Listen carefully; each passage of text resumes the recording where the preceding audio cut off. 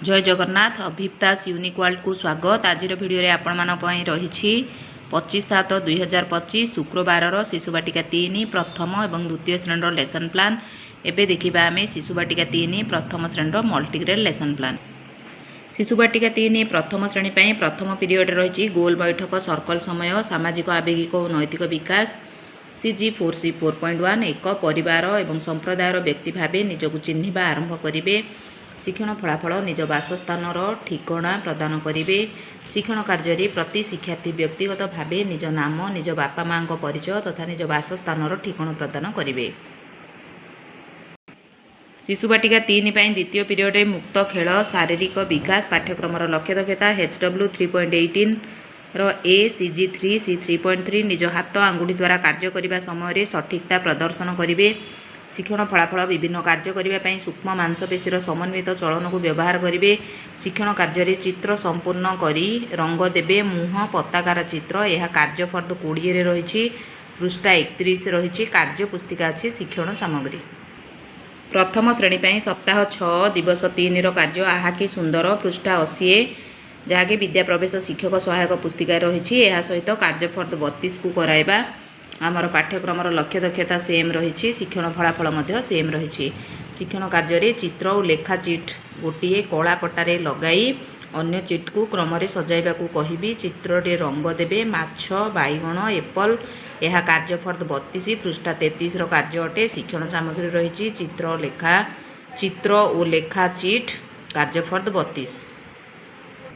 शिशुबाटिका 3 तृतीय पीरियड रही भाषा और साक्षरता भाषागत विकास CG9C 9.1 सरल गीत कविता शुणिबे प्रशंसा करेंगे। शिक्षण फलाफल अच्छी परिचित कविता शुणिबे आवृत्ति करेंगे वार्तालाप करेंगे। शिक्षण कार्य निज मन पसंदर कविता व्यक्तिगत भाव अभिनय सह आवृत्ति करेंगे। प्रथम श्रेणी रही पुड़िया खोलो और नाम लेख पृष्ठा 147 विद्या प्रवेश शिक्षक सहायक पुस्तिकार करवा। ECL 1 3.2 CG10C 10.5 क्षुद्र गल्प पढ़ी लेखक कौन कहवाक चाहते बुझे। शिक्षण फलाफल पठन कोणरू गप बही चयन करी गप को चित्र माध्यम बुझा चेष्टा कर लिखित अक्षर को अनुमान कर।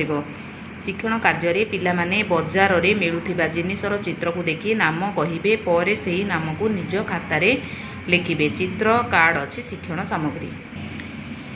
शिशुबाटिका 3 प्रथम श्रेणी चतुर्थ पीरियड रही संख्या और परिवेश ज्ञान बड़रू सानू बड़ जहाँकि विद्या प्रवेश शिक्षक सहायक पुस्तिकार पृष्ठा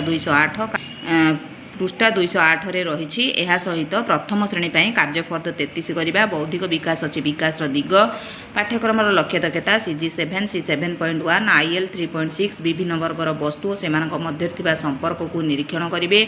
शिक्षण फलाफल आकृति आकार घटना क्रम चित्र कार्ड को क्रम सजाइबे। शिक्षण कार्य पिला दल में विभक्त कर सूचना आधार में काम करने को कहबी जेपरिक सामान प्रकार जिनिस को प्रत्येक दल सानू बड़ क्रम सजाओ। यह अच्छी शिशुबाटिका 3 प्रथम श्रेणी उभयों विभिन्न आकार पेंसिल बॉल बोताम काठी इत्यादि रही शिक्षण सामग्री। यह सहित केवल प्रथम श्रेणी पिलापाई बड़रू सानू बड़ आधार में चित्र रे ठीक चिन्ह देवे जहाँकि कार्यफर्द 33 पृष्ठा 34 पिलांकर विद्या प्रवेश कार्य पुस्तिकार कराहेब। पंचम पीरियड उभय शिशुबाटिका 3 प्रथम श्रेणी को नहीं रही कला सौंदर्य सृजनात्मक कार्य विकास दिग कला सौंदर्य सृजनशीलतार विकास पाठ्यक्रम लक्ष्य दक्षता CG12C 12.1 विभिन्न सामग्री सह खेली कलाकृति तैयारी करेंगे। शिक्षण फलाफल विभिन्न प्रकार कला सामग्री उपकरण व्यवहार करी भिन्न भिन्न कला कौशलर अन्वेषण करेंगे। शिक्षण कार्य बॉल चित्र रे आंगुली रे रंग नहीं चित्रित करेंगे। चित्रफर्द एवं रंग अच्छी शिक्षण सामग्री। षष्ठ पीरियड घर बाहर खेल एवं विदायकालीन कार्य शारीरिक विकास पाठ्यक्रम लक्ष्य दक्षता CG3C 3.1 विभिन्न कार्यकलाप इंद्रियगत धारणा एवं शरीरर गतिविधि मध्य समन्वय प्रदर्शन करेंगे। शिक्षण फलाफल खेलिबा समय बॉल व्यवहार करी धरिबे फोपाड़े और गोड़े मारिबे। शिक्षण कार्य फुटबॉल नहीं पिला खेलाइबी। शिक्षण सामग्री अच्छी फुटबॉल। यहीपरि भाव में आम शिशुबाटिका 3 प्रथम श्रेणी लेसन प्लान सरीगला। बर्तमान आम देखा द्वितीय श्रेणी लेसन प्लान।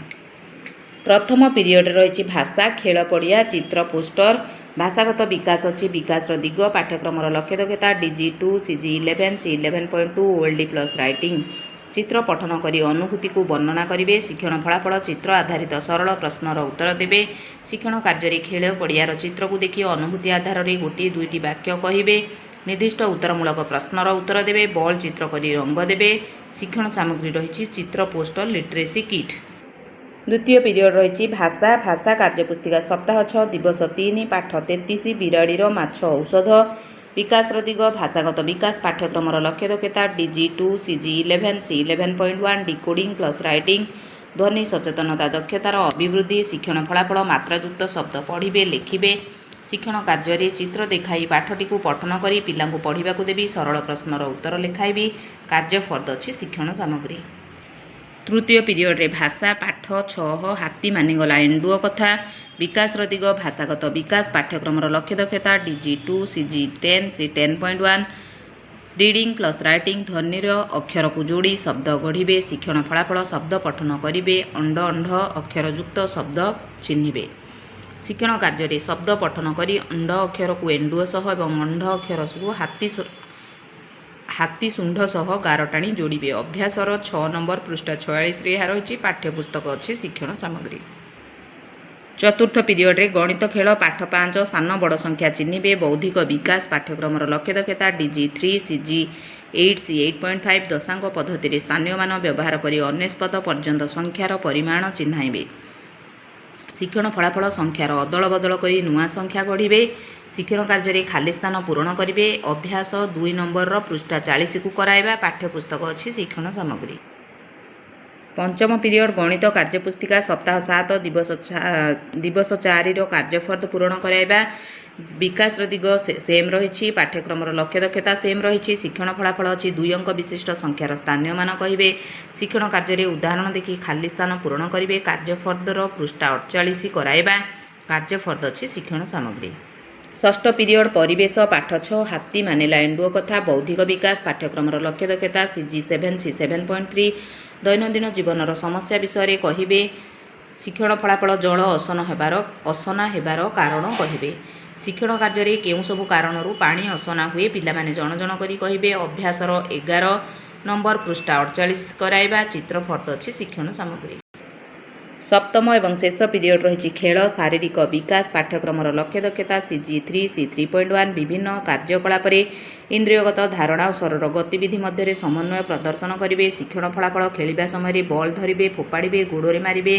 ଶିକ୍ଷଣ କାର୍ଯ୍ୟରେ ଫୁଟବଲକୁ ନେଇ ପିଲାଙ୍କୁ ଖେଳାଇବି। ଫୁଟବଲ ଅଛି ଶିକ୍ଷଣ ସାମଗ୍ରୀ।